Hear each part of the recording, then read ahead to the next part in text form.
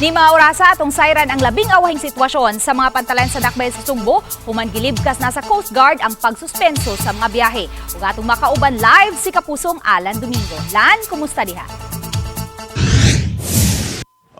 May maayong buntag. Ako unahon karon diri ang sitwasyon sa mga pantalan diri sa Dakbayan sa Sugbo. Balik na gyud sa normal ang sitwasyon sa mga pantalan. Pareha diri sa akong imutangan karon sa may Pier 1 no sa Cebu City.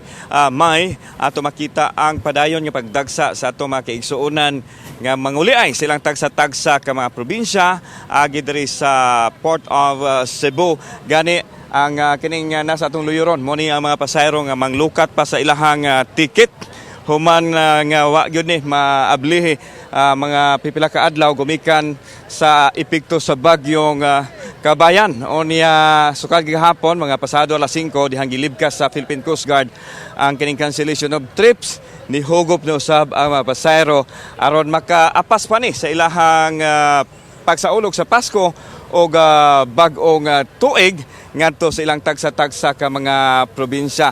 In fact, ato sa nasayaran nga ang kadto mga na-stranded nga temporary shelter sa Cebu City Sports Center ug bang mga eskwelahan diri sa Cebu City may kagabi kasagaran kanila nakabalik na nakasakay og barko padong sa Mindanao unya kadtong padong usab sa mga ubang bahin diri sa Kabisayan dito sa Eastern Visayas particular nasa Leyte.